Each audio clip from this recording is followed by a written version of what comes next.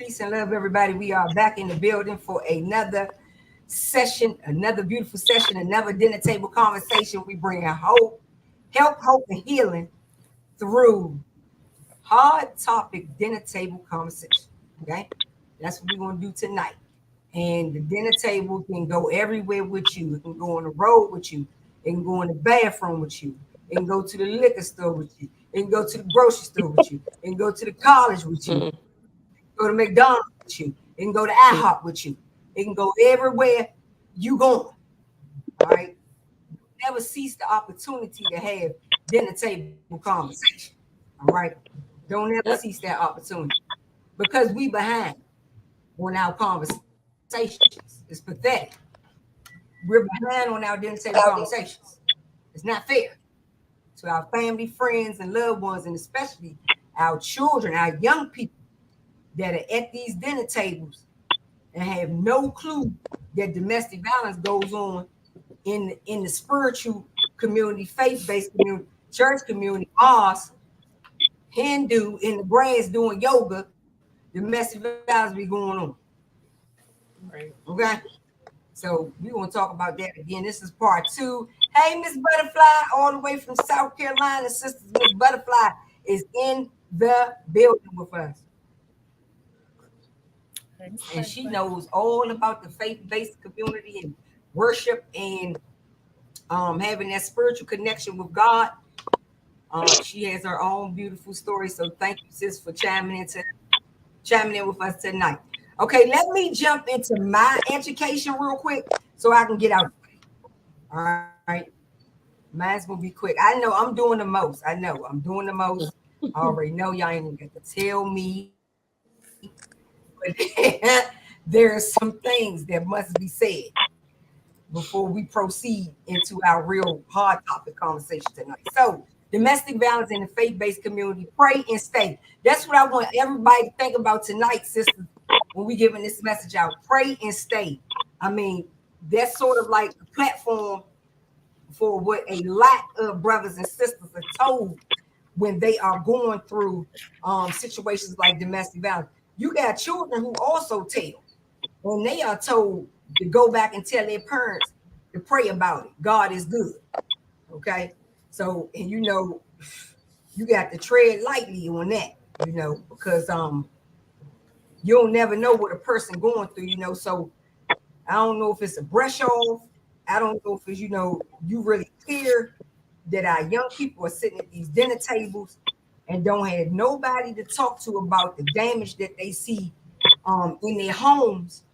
And we, the African American community, and I'm sure some other communities have been using our spiritual environment to connect and give resources and get help.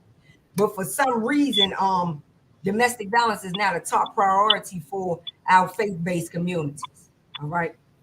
So tonight, I just want to chop up real quick. What is domestic violence? Domestic violence, a little bit of the history, pray and stay, and training for the minister staffs. All right.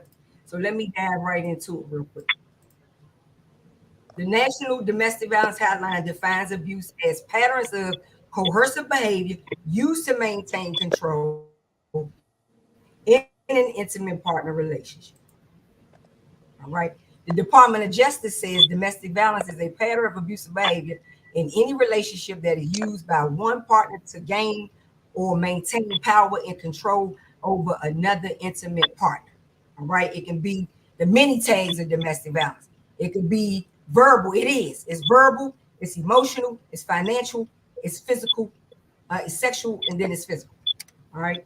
Slipping in number 2, domestic violence history. I only got 4 points.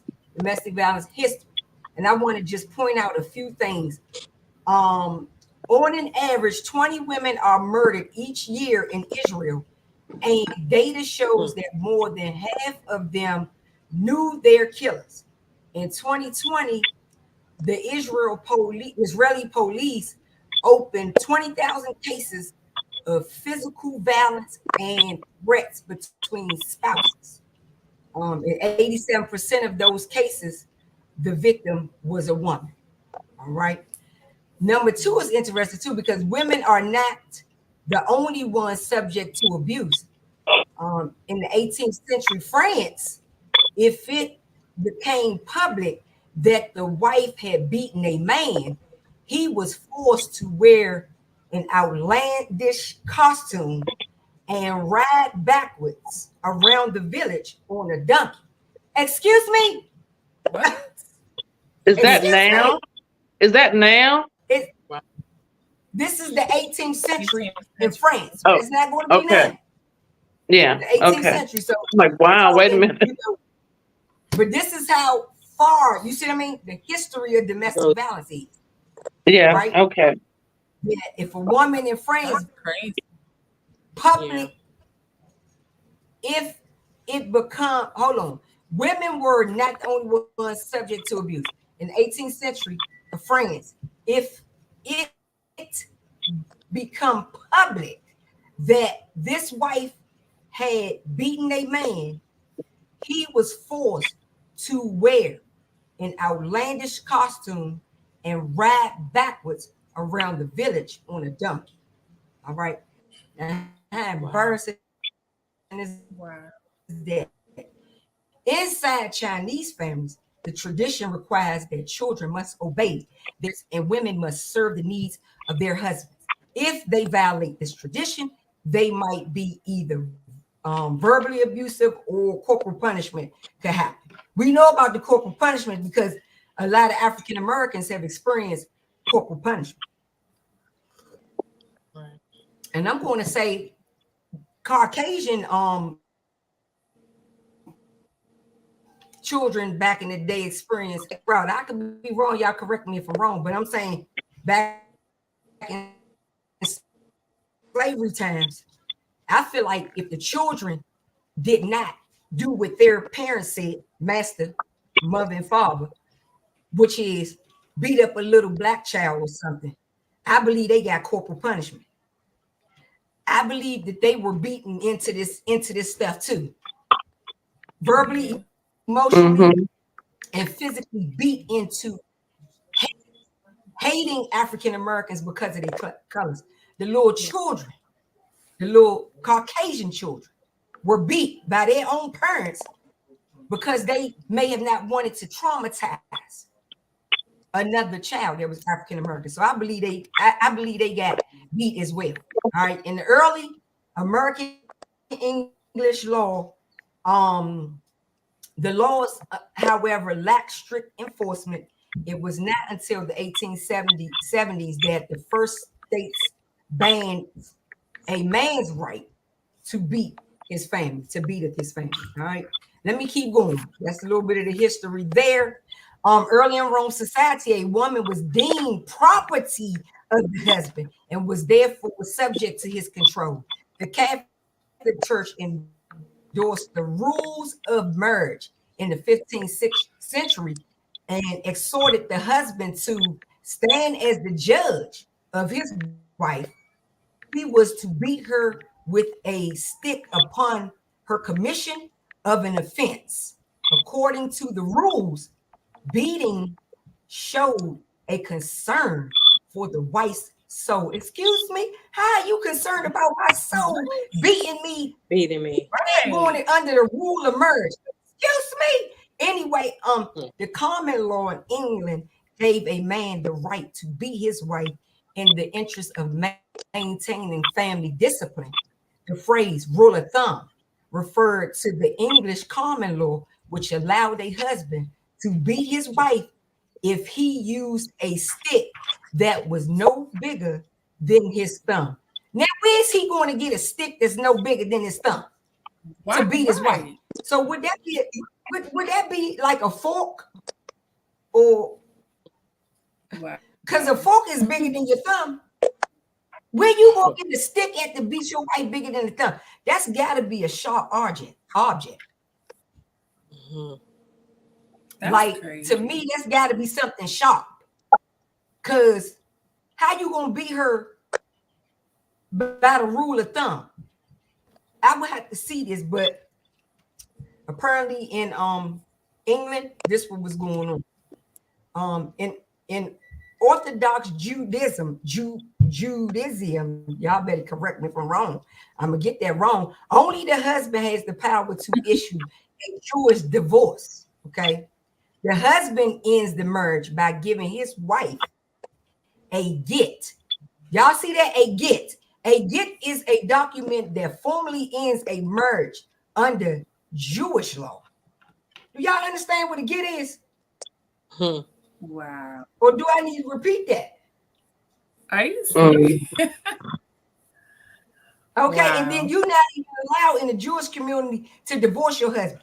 He only can divorce you. And he has to give you a get. So what that is that? Is that like the start word sentence for get out of here? Or That's what it sounds Yeah, like. that's what it sounds like. Get out of here. a get This is over. is a document. A get is a document that formally ends a marriage under Jewish law. Y'all better come on in, somebody, for real. Pray and stay. We all know this is horrible advice to give to someone. Right. An immigrant is someone who has moved to the United States from another country. Some immigrant women are brought to this country by people who lie to them and promise a good job or marriage, arranged or otherwise. Once they arrive here, when they arrive, however, their money and documents are taken from them, and they can be subsequently forced into trafficking situations when they come here. Caught is a term in most for a relatively small group, which is typically led by a charismatic and self-appointed leader who tightly controls its members, requiring unwavering devotion to a set of beliefs and practices which are considered deviant. So pay attention to who you letting get in your prefrontal cortex, honey. Training first responders. So all of our faith leaders are first responders. Okay, let's just get it through your thick skull. I don't care where you worship at. If you got people underneath the sound of your voice, you are a first responder to domestic violence, because they're going to come to you and be saying stuff. They're going to be showing signs. They're going to be doing little whispering things to you as a leader. All right. They trust you with particular information. Faith-based leadership, across the board is deficient in providing to their members for spotting domestic violence and reporting it, and instead focus on exclusively submitting to leadership without reservation. Seminars fail to train future leaders of the faith-based community on how to stand up against abusive relationships and leadership. So even the faith-based people don't want you to come out and say nothing. They want it to remain in a strict reservation type of place, which is underneath the sound of their voice, and basically you can't reach out for other resources and stuff. All right. Solution to that is collaborate with faith leaders to provide information to members that address their challenges, challenging intersections. All right. This is my last, and I'm done. Okay. It is important for faith leaders to identify themselves aware of knowledge about domestic violence workshops and trainings for the entire faith community can be useful prevention opportunities to engage in thoughtful conversation about domestic violence, and can convey to victims and abusers that such behavior is not condoned by their faith or within their community. All faiths are encouraged to develop and communicate domestic violence specific guidelines and policies in addition to their faith-based practices and teaching. All right. And I'm going to go ahead and stop there. Sisters, you have the floor. Go on and say what you need to say, because it's time to get it just on and popping right now. That's all. That's what it's time to do. So back to you. This topic is very interesting for me. So I have a few things. I'm gonna take like bits and pieces of stuff, so I won't be on. So there's this website. It's called the Rave Project, and this story was being told by Reverend Miriam Mollering. So she spoke about somebody in the church, a first lady, I'm assuming in the church, because she wasn't really specific in the story. But So we she talking said about she a case? yes. She said Okay. she sang in the choir, worked in children's ministry, and was a faithful member of the prayer team. Her husband also sang in the choir, was involved in men's ministry, and was a well-liked gentleman. They were a middle-class family and strong financial supporters of the church. On the surface, they appeared to be a highly functional Christian family. I can still remember the day I met her over 25 years ago. The lady was crying uncontrollably. Her body was bruised. Her wrists were red from the ropes her husband had used to tie her to the bed. Her story sounded like something out of a Hollywood movie, not of a respected church family. Sadly, the pastor dismissed the allegation, concluding that this was just an emotional woman who was not credible. And he inferred that she must have done something to incite her husband's anger against her. If she had submitted to his authority, this never would have happened. This was not only an irresponsible and unconscious response, but it was also a misrepresentation of scripture and the heart of God. God does not sanction abuse or the dehumanization of his creation. As followers of Jesus Christ, we are to respect and honor people.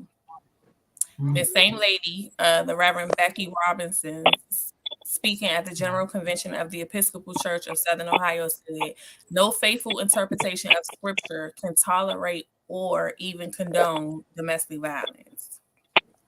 It says, listen to the words of Ephesians 5:28 through 29. Even so, husbands should love their wives as their own bodies. He who loves his wife loves himself, for no man ever hates his own flesh, but nourishes it and cherishes it as Christ does the church, because we are members of his body. This instruction to husbands is very clear and specific. A husband is to nourish and cherish his own body and that of his wife. Domestic violence, which occurs between spouses, is probably the most blatant violation of this teaching. Such abuse is a reflection of the self-hatred, hates his own flesh, and the one who is abusive. So, and it was just like, I like that because it quoted actual scriptures for these pastors who are, abusing their wives privately, but also trying to use their faith as the reason for, like he told her, you must have done something to anger your husband. He's tying her to a bed. Like, what did she do for that? What could she have possibly done? Right. Right. Like, you can't be serious right now. Like, it's crazy to me. I don't understand. I don't understand it. Me either. That's crazy. But what part don't you understand now? How you're in this position of faith, and they have these scriptures that these pastors quote on a daily basis, yet you're going home and tying your wife to a bed or being abusive to your wife and your children. Where are you seeing that in the book? Where? Right. Wow. Nowhere. Nowhere, 9 times out of 10. Right. Nowhere. You're not seeing that anywhere. But isn't that behind closed doors? Yeah. It is. It is. It's behind closed doors, so we never know really what's going on until this type of stuff happened. What happened with her? I must have missed that part. Did she get killed or is he? It didn't say. How did this come out? So this website is actually from a pastor who was actually like, it's a whole lot of stuff here, but it's gonna take a lot of time to read. But the pastor was actually speaking on domestic violence in the church and positions that the pastors and clergymen should take in terms of you know, when you know domestic violence is going on, or if someone was to come to you with domestic violence. And so she just started it off with that story of this couple that was in the choir at her church. Okay. But she didn't really go into detail as to what happened to her.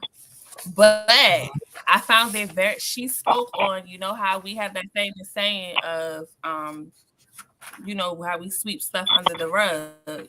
Yes. She quoted and she said that, where is it? She said, remember, sweeping things under the carpet eventually destroys the carpet. Yeah. So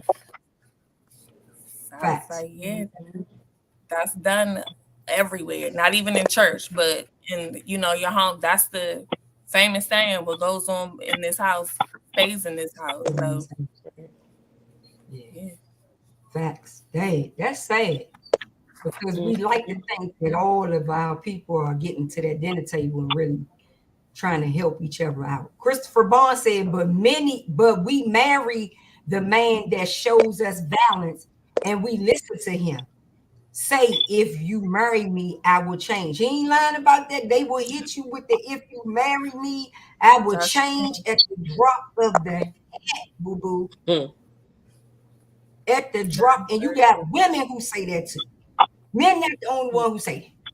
Women say that too, and they be coming for that man. They be torturing that man. So we can't. Well, I want us to understand that our sons are victims of domestic violence too. yes. Okay. If they see this stuff going on, and they grew up at that dinner table where this stuff was going on, they are victims of domestic violence too. And if the mother was the abuser, the primary abuser, he may get a woman just like that mother. So we got to understand, you know, how those links come into play like that. But I'm definitely don't want nobody being tired of their bed and being whooped and all that. And it's the same bed I got to sleep beside you and stuff. I'm not sleeping beside you, knowing you tying me up and whooping me up. But you know, when you in that situation, it's easier said than done. And they talked about spiritual abuse also.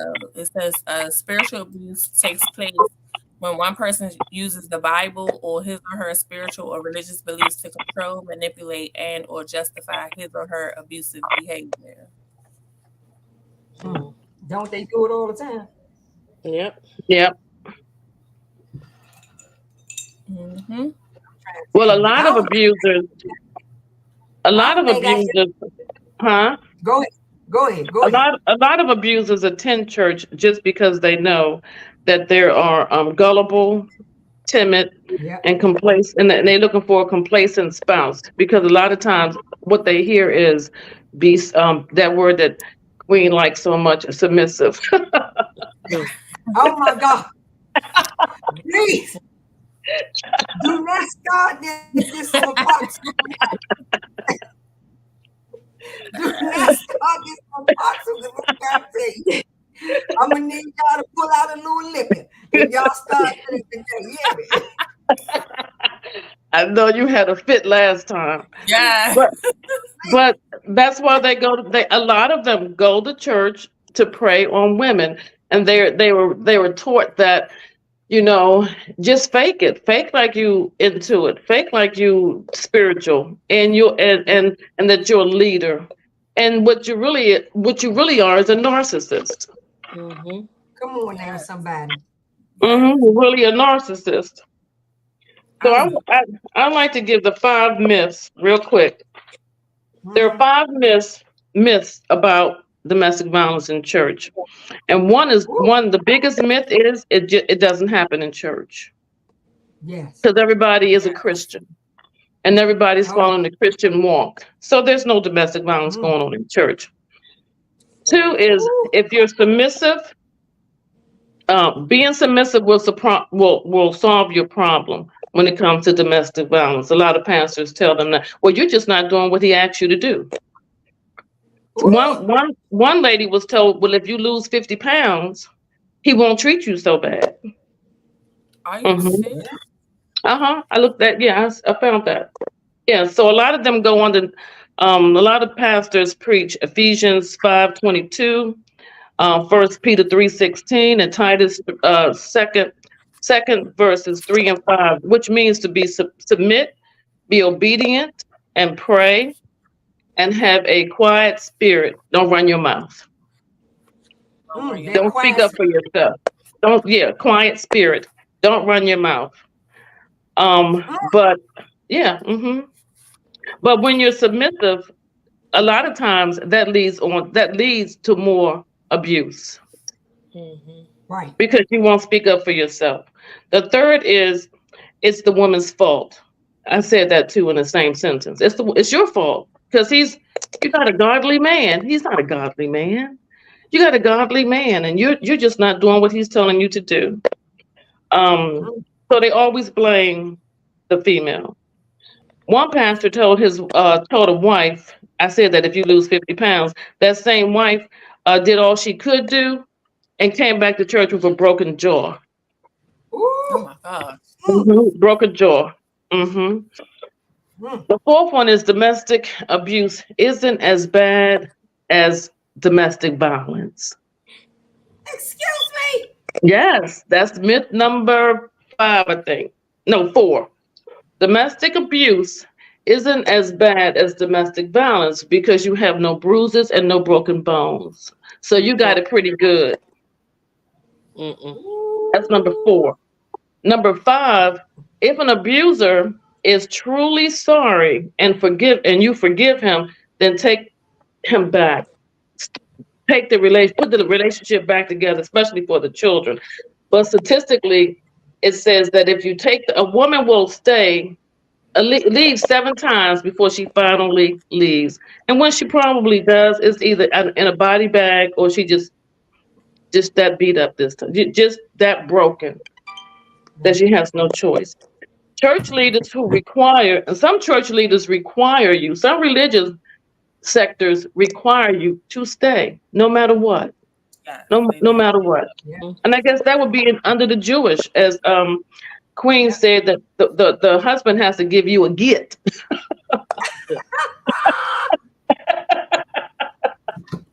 I have never a written get. A written get. Over it. Yep. So I wrote down Whole get. a whole They get. spelled it G-E-T. Yep, get. G-E-T. That's what we gotta say. It ain't get, it's get. You gotta get. That's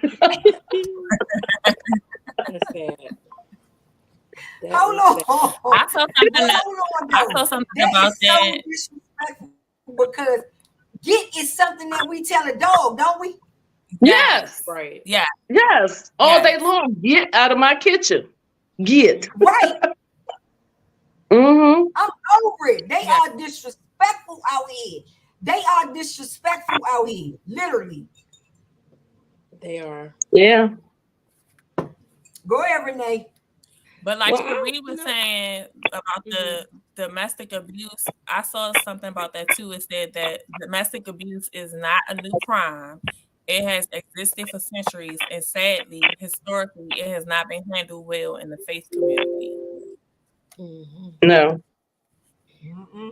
Because they sweep it under the rug and they hide it.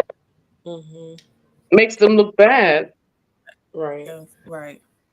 Pastors can preach about a whole bunch of stuff, but they very seldom touch on domestic violence. Right. No, some of them they don't want to talk about it. Well, like I said, some of these mosques copy is thick as I don't know what, because they got to get down there and pray. Right. Yeah. Well, some of the mosque copy is thick because they got to get down there and pray. Can y'all hear me? Yeah. Yeah. Okay. All right. Yes.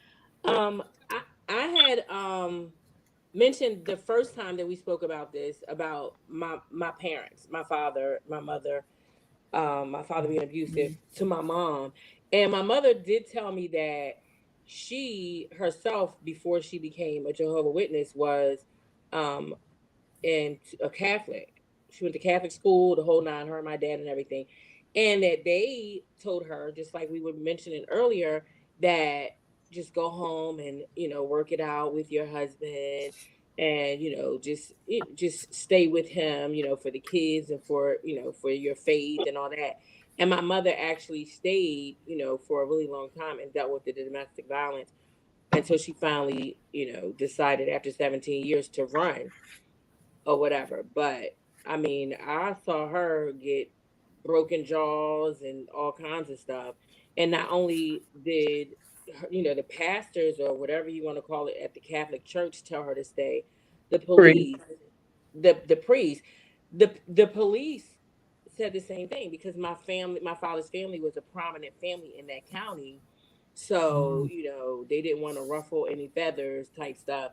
So they told my mother when she called them, basically go work it, go do what you got to do, work it out. They didn't help her in no way, shape, or form.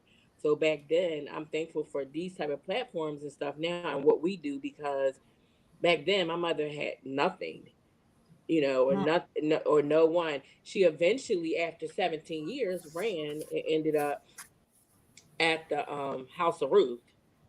But she went through a lot. But what I looked up was, it says domestic abuse, 4 things that pastors and churches need to know. And it basically says, here's what pastors and church leaders need to know about domestic violence. 1, domestic abuse involves more than violence. And it shares the different types of, like we mentioned earlier, the emotional, the verbal, and the mental abuse and all of that. And then it also states, number 2, Christian women are abused just as often, but they tend to stay longer because of their faith. And, like I mentioned with my mom, and the children, for the different reasons. My mother stayed for us and for security, and, because the priest told her that that was the right thing for her to do. And number 3, it says recognizing abuse isn't always easy, because we, as some of us that have been through it know, we camouflage it, and we pretend we don't want everybody in our business, and it's embarrassing, and so on and so forth. And number 4, your response could make the situation worse. So, like I mentioned with my mother, when she left, when she ran with us, when my father finally caught up with us and found us, he actually kidnapped us out of my grandfather's yard, and he told her if she didn't come back, that she would never see her kids again. So she made that decision to go back to him and take the beatings and everything, and then just so she could be with her kids. But she eventually ran again, and she left for good at that point. But that, those are the 4 things that they were saying that pastors, and priests or whomever need to know, in churches. So Yeah. Mm-hmm. Wow. It's a lot. It's a lot. But so what do we tell them? What do we tell the listening audience? What what do we tell pastors that are listening? What do we tell them they need to start doing besides teaching it? But there are a lot of other things that they need to do too.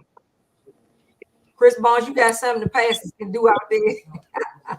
Ministers, pastors, and the rabbis. Okay, because I'm gonna need the rabbis to talk to me about this get. I'm over the GET thing. I'm serious. Last time it was submission, but now I'm over the get. Okay, that I is think the most absurd. important thing is they have to go outside of the church. Like, you need people who understand domestic violence, or who are, That's right. trained they need to be to trained. deal with these type of things. Like, Yeah. you have to resource outside of the church in order to actually help somebody. It can't stay Yeah. within the church. The main thing is starts with listening and listening to the victim, listening to the person, not just hearing, but listening, and give them validation for what they're going through. Right. Right. Right. And not blaming them. Like, Not stop. blaming them. Oh, I hate that. Right. But how does that play out if you yourself is a faith-based leader, a spiritual leader, and domestic violence has happened to you. So your triggers start to come up when you're trying to help somebody else get through it. That person needs to be intelligent enough, spiritual enough to know that they need to step aside or give it to someone else. Let somebody Because else. that's a trigger. Give it to someone else until they're healed. Right. Unhealed can't help unhealed. Yes. Mm-hmm. What the research said that they want you to keep it reserved. So even if clergy don't know what to do, or that minister don't know what to do, or this one and that one, them spiritual leaders don't know what to do, they want you to keep it reserved. So Tia was saying go outside to seek help. They are against that totally. Right. Yeah. Well, a lot of people won't even go to. I have a relative who wouldn't go to a secular, as they call it, secular counselor, but yet wasn't getting any help in church. It had to be a pastor in church to help them, but that pastor never helped them. And I said, well, go outside the church. No, can't go outside the church. Right. It's a research point. Yeah. It's a point. Like you forbidden to do that. Mm-hmm. Because it will give the place a bad name. But that man don't know. But that man or that woman can go around the entire church and have sex with everybody in that church. Everybody. They be in there talking about that. Have babies too. Had babies. They be in there talking about who's sleeping with who and who just slept with who. And boy, I need you to get that one, and I'm gonna need you to get this one. Mm-hmm. Oh, but you can't talk about domestic violence though. Just like I saw a TikTok where the guy walked into the church and went to the front pew, and it had to be a deacon or a pastor, and he walked right up to him and just started swinging. I'm like, so I don't have to wonder really what that was about. I saw that. I did see that. I'm like, you don't have to really wonder what that was about. What happened? A guy walked into a church service, went up to the pastor or deacon on the front pew, and just started wailing on him. Mm-hmm. Yeah. And they got up and started fighting. Yeah, it was a fight. Yeah. It was bad. And so what you think it was about? Well, it had to be somebody sleeping with somebody. You know, it was about a woman. It was about a woman. The way he came in there swinging. That was his whole purpose for coming. Yeah, like he just found out that night or that morning and couldn't wait for church service to start. That was going on. And I mean, the guy was sitting on the front row. He walked the pastor right was in. Yeah, he was preaching. Mm-hmm. And he walked right in and just start beating on him. And they both got up, started fighting. Yeah. Wow. It was like a cartoon. It was. I'm sorry. It was like a cartoon. Like, is this real? I watched that thing like 4 times because I was like, wait, I missed something. I kept doing the too, Tia. I'm like, wait a minute. Did he say something? Did I miss something? Did he say what he did? No. He just walked up and just started boom, boom, boom. I'm like, well, look at that. I have never seen this before, but I'm gonna have to send it. Yeah, it was crazy. Yvette said the faith-based community needs to solicit and organize mental health and domestic violence, credible professionals to partner with their ministry to assist those areas. Clergy leaders who are not properly trained in mental health and violence should never counsel a couple. Anyone. No. Absolutely. So thank you. That's what I'm saying. They don't know anything about it. Like, how can you help them? Right. Or have they forgotten? Because what is your story? What's your testimony? Because you ain't get the God looking cute. Absolutely.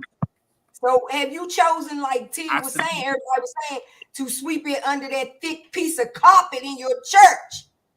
Yeah. Or in your mosque? Have you chosen to sweep it under that thick piece of carpet? Okay? I mean, can I ask, have you all ever gone to church service and heard a lesson on a teaching on domestic violence? I have never. Never. No. I have never. And I don't No. mean to tell you age, Mom, but you older than we are, okay? You done Yes, been I around am. a time or two. Yes, I have. Now, if you say Catholic and some more stuff. But that, now I've if you say this, never heard it. Me either. that's ridiculous. If you and I'm a pastor's child, and I've never heard it. Okay, Yeah. Right. I'm a PK kid all day. Mm-hmm.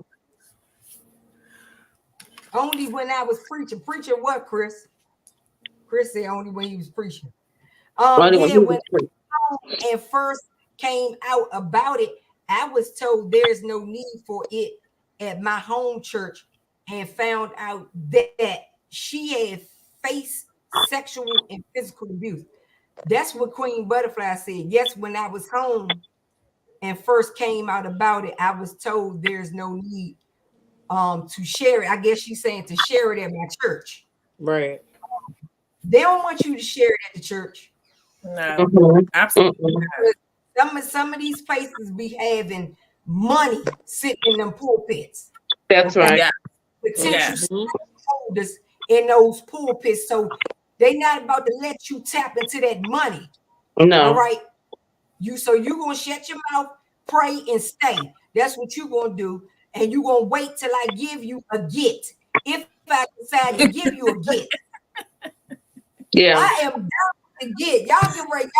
I'm telling you, I have had enough of the get. You hear me? What dog you talking to? Talk about some get. I'm a whole woman. Like I would divorce you so fast your head is. I would go give me an attorney right now. Okay, tell me some get. Mm-hmm. So I was reading this, and it was talking about how they need to educate the congregations. It said educating couples before they get married is a preventative measure. Break the cycle before it begins. Also, there have been times when I, as a pastor, have advised the couple not to get married until they resolve glaring conflictual issues or when abuse is already present. And that's true. A lot of times, the abuse is already present before these people even get married. Yeah. And you go through this counseling with this pastor, but they still marry you. Like, that's crazy to me. It might not be physical, but it's probably verbal, and they still do it. And then it becomes physical after the I do. Mm-hmm. Yeah, but they gonna still tell you to stay and pray on the verbal, the emotional, Yeah. the financial, the sexual, and the physical abuse. They gonna still tell you to pray and stay. So this pastor said a victim is often left feeling hopeless and helpless. Prayer can be comforting. However, do not ever offer or suggest prayer as the only answer. And never blame the victim for the abuse by suggesting that if she just submitted to his authority, then he would not get angry. Men and women must be responsible for their behavior and not hide behind irresponsible theology and misinterpreted scripture. And you know something that was good. And that's why they say read the Bible for yourself, boo. Yeah, read the Bible for yourself. Some people don't open it back up till it's time to go back to church, and they put it back down, wipe the dust off for the next Sunday. And what we're not talking about also is the children. Yeah. Doing all this.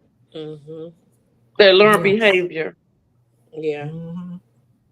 Because I also read that while the churches are equipping, learn behavior, and while the churches are equipping themselves with the knowledge of all of this and some, they leave the children out. So the parents are getting healed, but the children are at home damaged.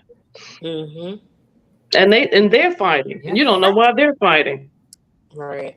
Y'all go to church. Why are you fighting? That's crazy to me though, because when I was going through domestic violence, my main concern was my son. So it was like, I gotta get out of this. You know what I'm saying? I gotta get out of this. So it's like, how can you, as a parent, start your healing process and not include your child, or go through that together? Like that doesn't even click in my brain to me. See, Like they do it all the time. You have generations and generations of abused women. The half a loaf is better than none. I've talked about that. Remember that? Have you all heard that saying before? What is it? No, A half a loaf is better than none. no.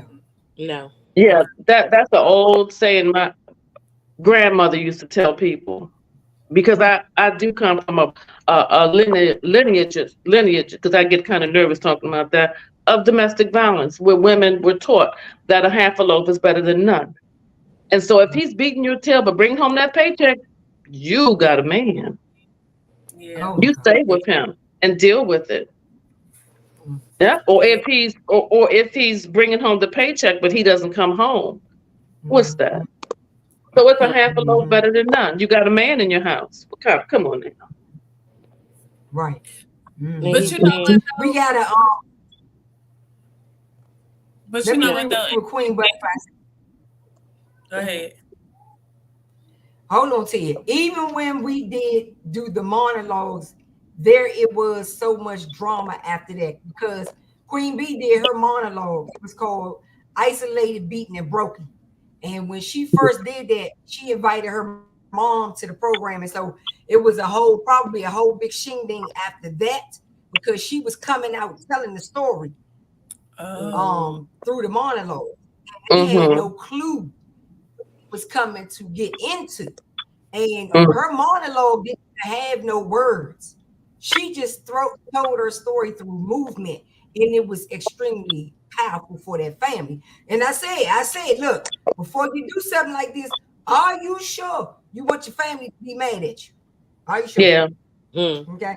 Let me say what Valerie said. Valerie said that there's so much manipulation, power, and control going on in the church, which I feel is one of the reasons why most churches do not talk about domestic violence and mental health.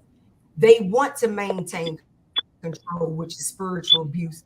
And another reason is there are pastors who are using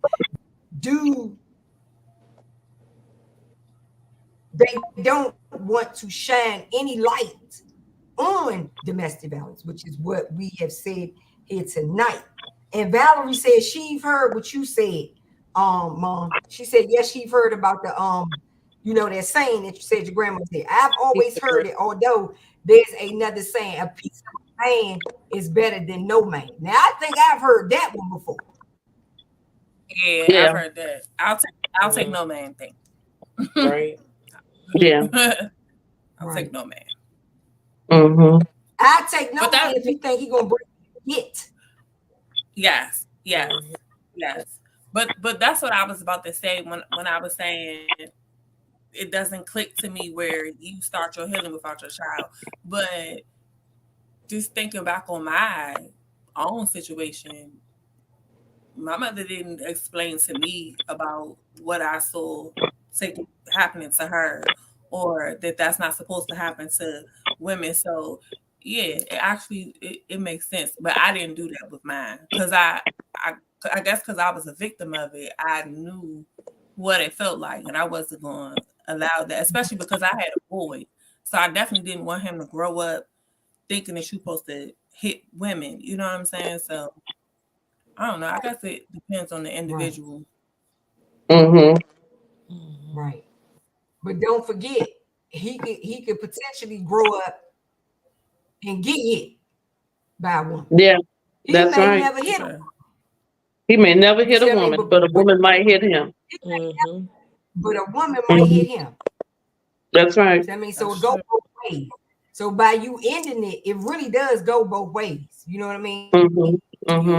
You put him in a better position, healthier relationship. Now the problem with that is that a lot of times with victims of domestic violence, they've been hurt so bad they don't want to get into a relationship. Okay, they decide, okay, I'm not doing it no more. I'm gonna raise my children on my own. Well, that still does not teach a child how to be in a healthy relationship. Yeah, No. true. It still does not teach the child how to be in a healthy relationship because, you know, women and men may say, look, I'm not doing this no more. Yeah. See what I mean? So we I still wouldn't. have. I wouldn't want to do that. It's hard. Like, you know what I'm saying? Like it's hard. However, you know, I have done it because I'm not about to put up with, you know what I'm saying? But I would never choose to do that because of what's happened to me in the past. Especially when you get to a healing process, you're able to detect things, and you know you can catch that red flag early, and you know. But sometimes you gotta be careful with that though also, because you could be, you know, what's the word I'm looking for? You don't want to sabotage a relationship based off of, you know, previous experiences. Past. Yeah. Right. And that's why the healing is so important, so that you can move on and show the children what a healthy relationship would look like. So that's why the counseling and the classes and things are very important and highly recommended. This is why our faith-based spaces need to have the education there, so that we're teaching people how to be in more healthier relationships moving forward. Because we got these little people looking at us, and they gonna grow up and get into a relationship, okay? And they gonna need to know what a healthy relationship look like. All right, so that's why it's important. But when you are a mega church, okay, and you know you got domestic violence flying all through that church, honey, okay, and you got stakeholders in there, nobody not talking about no domestic violence. Right. You know, They ain't talking about nothing. They ain't talking about domestic violence, homosexuality, child abuse. They ain't talking about nothing. No. Nothing. They They're definitely not talking about child abuse. They definitely not talking about child abuse. That's No. out. That's out. That's out. That's OUT out. That's why you got a lot of young boys who have been in these Catholic churches and have been victims of sexual abuse by these priests. Yeah. That are predators. Yes. Okay. It's a large number of young men that have been victims of sexual abuse in the Catholic space. Now, see, the thing with us is that I don't think I haven't seen no research on Baptist or Pentecostal or some of these things linked to how many of them have abused young men. But that's what I was about to say. It seems like with the Catholic Church, that's what they get into it for. I mean, I'm not saying, but that's what it seemed like, because it's just you constantly because they're left alone with them a lot. They're left alone with them a lot. Yep. When they're in the back and they're getting prepared, they have to go there and practice how to walk up the aisle holding that. And so they're left alone, and parents trust them. Mm-hmm. But what was his name? The one.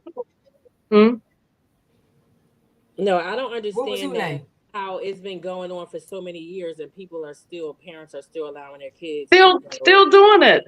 You know, still doing it. And the Pope is just moving them around like chess pieces. Yes. Yeah, like chess pieces. If it didn't work out there, it work out here. They go there and do the same thing. He put them somewhere else. I have not seen where a priest has been locked up.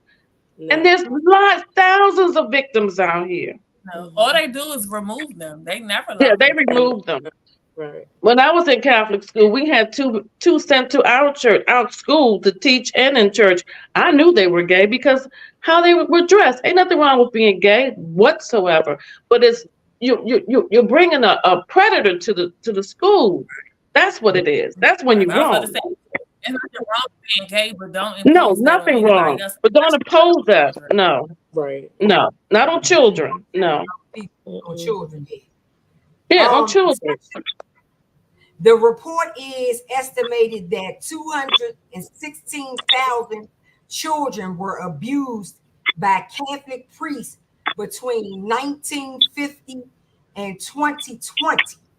Around 80% of those victims were boys. Well, boys. Yep. Wow. But I tell you something, you got nuns there abusing girls too. You do. You do. You Yeah, do. you do. Yes, you But do. are they gonna report that? No. Mm-mm. No. No, they not. And the only reason why they have reported is because the young men they older now. They So they like, I older. don't want to take this no more. They're Like I'm older. living. They become abusers. They're alcoholics. They're drug addicts, and they can't take the pain anymore. Right. Yeah. That Fact. one of my family members actually is bipolar and schizophrenic due to that. You Due to know, that. that happening to him, and he due to him being sexually assaulted. Woo, And Lord. he's now, he came out and admitted it at the age of 28. And he dealt with that all of these years, and nobody knew what had happened to him. And then he eventually, he couldn't deal with it anymore. And mentally, he broke, and he finally shared that had happened to him with a male that did that Mm. What? to him. And that's the thing that kills me with people when a survivor or I don't really like saying victim, but like when someone comes forward about something that happened to them, it could have been 20 years ago, however long it was. Like there's no statute of limitation No. on you getting up the courage or feeling okay. I can get this out now. Like you don't know what people go through mentally. You know what I'm saying? Like that stuff is just not something that you just sit around and like, oh well, it happened, it's okay. No.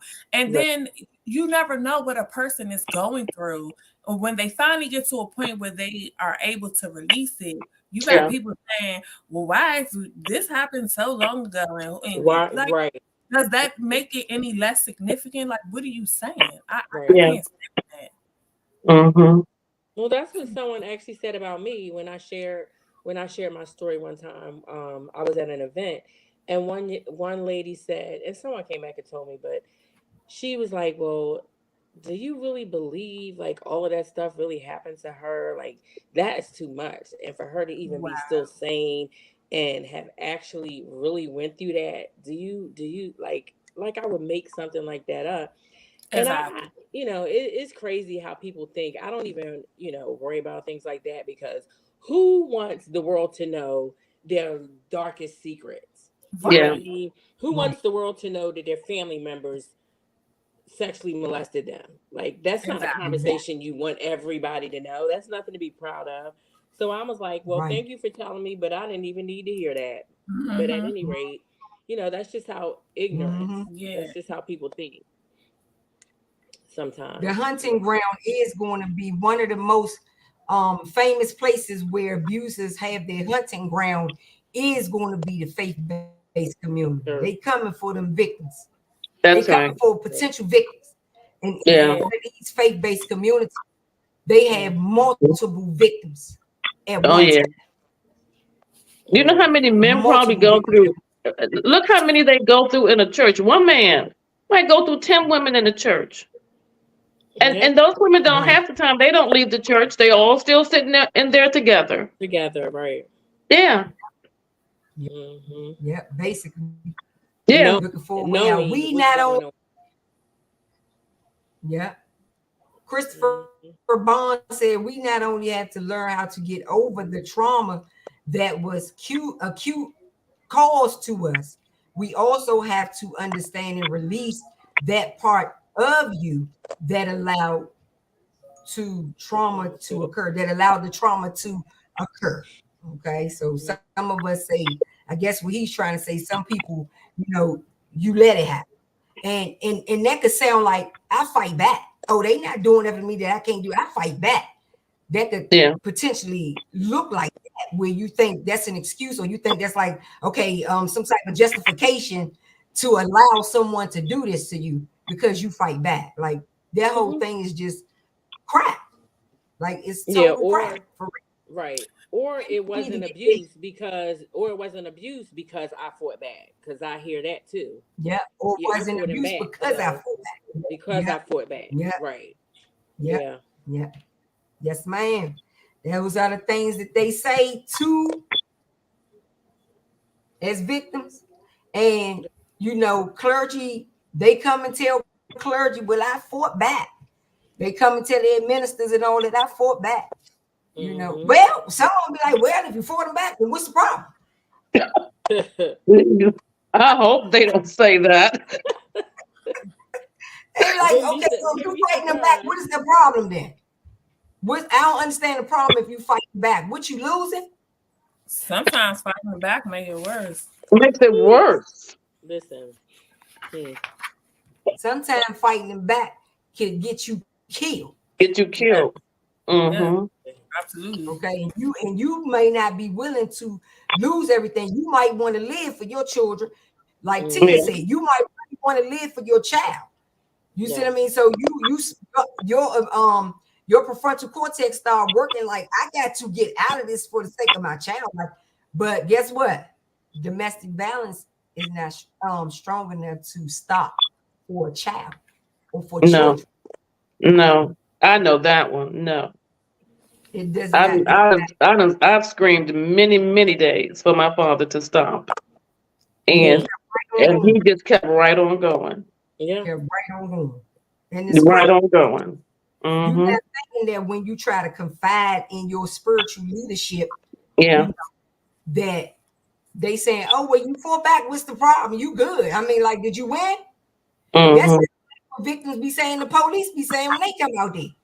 Oh, what you call us for then? You know, why did you need out? Oh, she only 5'2", honey. I was 5'2", 125 pounds, and I was tearing that tail up. Oh, she beat you up? You better handle that. She too small to beat you up. They be on the side. Did you hear what she said about you smacking this man out wherever they go? That's not funny. No. I can tell you right now, that's not funny. Right. That's not funny at all. Like, clergy and our criminal justice system need to understand that. Our faith-based communities need to understand that the abuser means serious business. And that's what they don't know. They don't realize that abusers mean serious business. Yeah. Today. And so somebody telling you to pray and stay, it get confusing. Right. It get confusing when somebody telling you to pray and stay. Because your brain trying to go in the right way. You know what I'm saying? Your brain is saying this stuff. Your amygdala is like, this is dangerous for me to be in. So why am I still? But it's confusing when you go to your leadership, people who supposed to be in the front of their prefrontal cortex, who not? Yeah, I said it, y'all not. telling the victim to stay and pray. I'm over them. Yeah. I'm over the situation. Like, you should not stay, pray, and be submissive. Stay, pray, be submissive until I give you the get. I'm done. Yeah. I knew she was about to say. That is crazy to me. The submissive and the get. Oh my God. Oh my God. Help me, dear Lord. Help me, dear Lord. Submissive, get and pray. Oh, no. I ain't gonna lie. That get is something else. Boy. That get is something else, honey. That get is something else. Because when did I become a dog, honey? When did you start feeding me on 4 legs, boo-boo? When?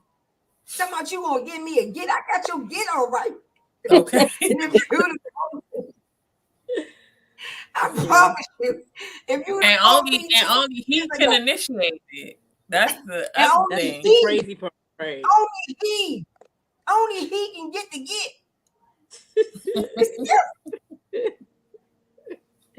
I've never heard that before. Me either. And you have been around. That's what I'm saying. And you have been around here a time or two before me, Tia, or Renee. You've been around a time or two. What are these people doing? I never heard that. You what's going on with your generation? It's their upbringing. You know, domestic violence we just now talking about it because we have cameras and videos and all this and that. We have Right. proof now. But domestic violence is not nothing new. What was the caveman? What they demonstrate? The caveman beating the lady on her head and dragging her up the street, dragging her into the cave. Hey, they already told them. I love black and white movies. But in the black and white movies, it's nothing for Clark Gable to sock somebody. Right. Okay. They show that in the movies. Nothing. Humphrey Bogart, whoop, whoop, all day long. Nothing. Wow. And nobody said, was that domestic violence? They said, no, she was running her mouth. Right. That part. Yeah, she was running her mouth. That part. That part. What in the movie Color Purple? What was said? You need to whoop her tail. Yeah. Whooper. Beat her. You need to beat her. There you go. You need to beat her. Harbo, you need to smack her around a couple of times, Harbo. Put her in her place. Put her place. That's right.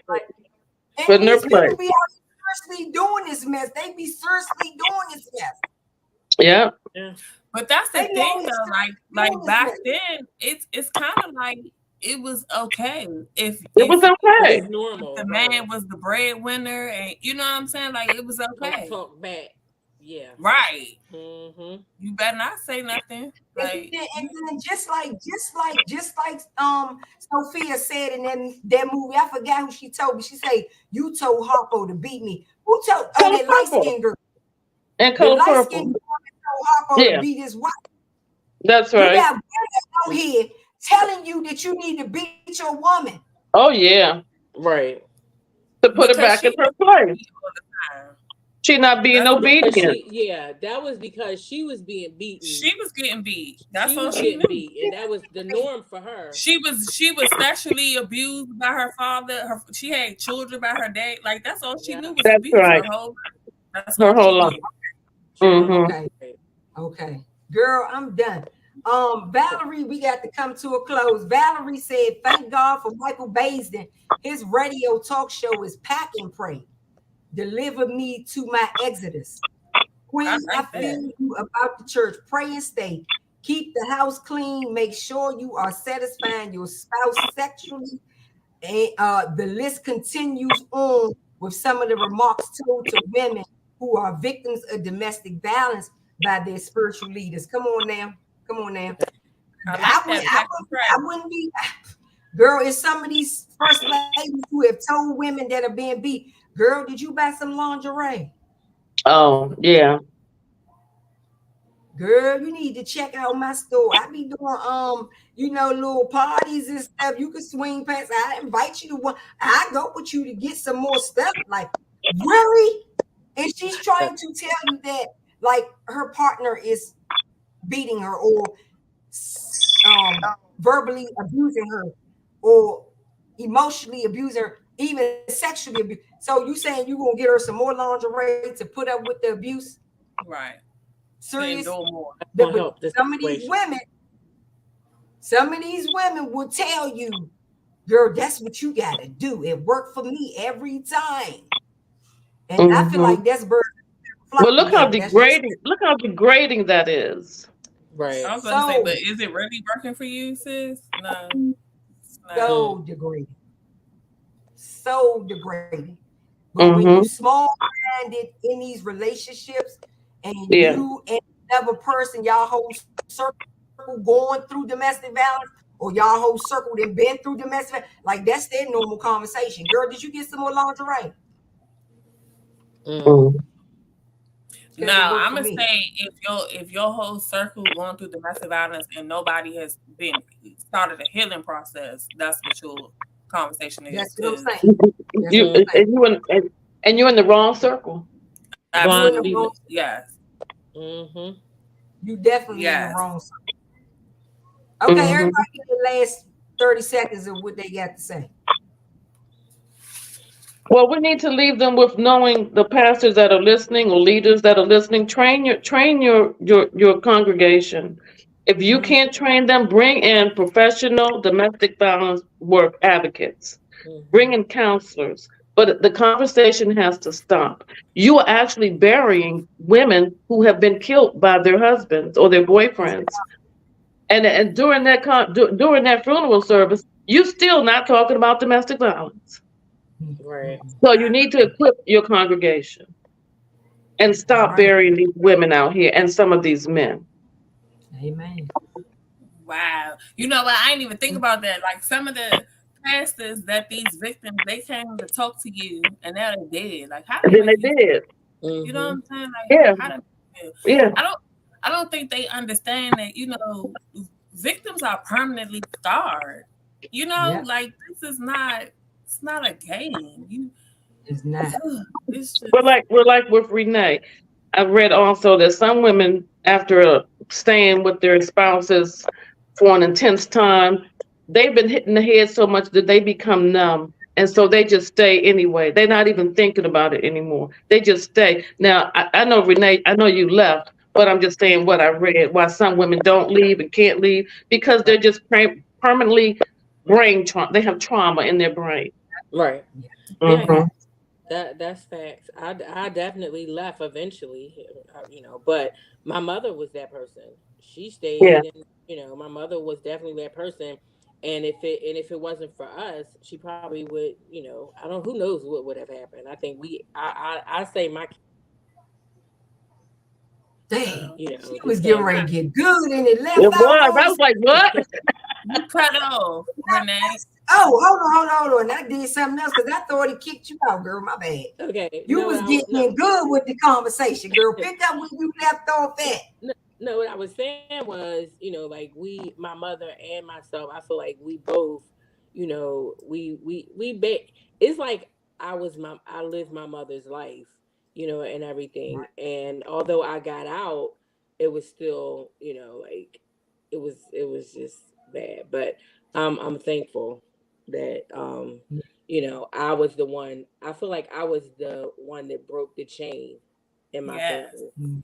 I was the one that broke the chain as far as several things: sexual assault, sexual abuse, molestation, all of that, and domestic violence. I was that person that spoke up. So I'm thankful for that, and and I'm thankful also for forgiveness. For forgiveness because I had, I walked around with a lot of anger towards a lot of people. My mother, and I had this conversation with my mother before, because why did you stay? You know what I mean? Why did you stay so long and allow us to see and to deal with that and watch it? And then I ended up being my mother. The thing about me was my kids have never seen me be abused. They've heard my story. Fortunately, my children were never around when I was abused. But forgiveness is another thing. That's what I wanted to leave with. So Okay. yeah. T, did you say your last words? Because I wasn't clear. I did, but I got disgusted. Yeah, I mean, Hey, but you got mad. yeah. I mean, I'm just, Girl, it's just, I don't know. I just want people to understand that, like I said, this is even for us who have, started, because I don't feel like you ever complete your healing process. Thank you. But, even for us that are healing, you're still permanently scarred. Like, this is not a game. People have to understand, especially people in those type of positions, you have the capacity to either help someone or kill them. It's just that it's no in between. You have to take this serious, and it's sad because some of the people who are telling these people to pray to stay are the people who are committing the domestic violence when they go home. You know what I'm saying? So it's just like, I hate the fact that people are put in situations where you don't know who to trust or who to talk to, and which is why I'm grateful for platforms like this and what we're doing, because even if you just get one person, like it can go far. It's just disheartening when it's children involved. Yeah. Right. Yeah. Right. All right. Well, if you know somebody who's going through it, they can reach out to the National Hotline for Domestic Violence, 1-800-799-SAFE, 1-800-799-SAFE. And what that hotline is supposed to do is give you your local resources in your state that can help you kind of maneuver within the resources of your state. Okay, so and if you are putting in your restraining orders and protective orders and things like that, do know that that is just a piece of paper, and the abuser does not honor that. Nor is the abuser scared of a piece of paper. Piece of paper. Right? Okay, clergy, women and men alike, whether you're Muslim, you are a Korean leader, a Chinese, I don't care what type of leader you are. If somebody is coming to you looking for the resources for domestic violence, if you know that you don't know what the resources are, give them the national hotline to domestic violence, 1-800-799-SAFE, 1-800-799-SAFE. And that could be a secret. That could be anonymous. That you could put that little whisper in that victim's ear, that male or female victim's ear. You could put that whisper. Okay, because the abuser, some of the abusers are already at the church or at the spiritual place when the victim gets there. Some of the abusers and the victim come together to worship in their spiritual places. So you can't just be like, okay, go 1-800-799, that's it. You can't do that because the abuser will handle the business of that victim. All right. So everything that you want to do with a victim, it really should be in secret. Okay. Know somebody who's going through it, they can reach out to 1-800-799-SAFE to get those local resources in your state. Okay, are we coming back for the criminal justice or domestic violence in the restaurant business, hospitality? Criminal justice. Criminal justice sounds. Criminal justice. Criminal justice system. Yeah. Yes, Lord. All right, but we'll be back next month for the criminal justice. Oh, we're gonna kick that off for New Year's 2024. We will be back here talking about domestic violence in the criminal justice system, which is all flawed. All right, I need to go down there and get him a get. I need to go down there and serve every police officer, every lawyer with a get, because y'all ain't getting what's going on here. Good night. Peace and love, everybody. Good night. Good night. Good night. Bye-bye. Bye-bye.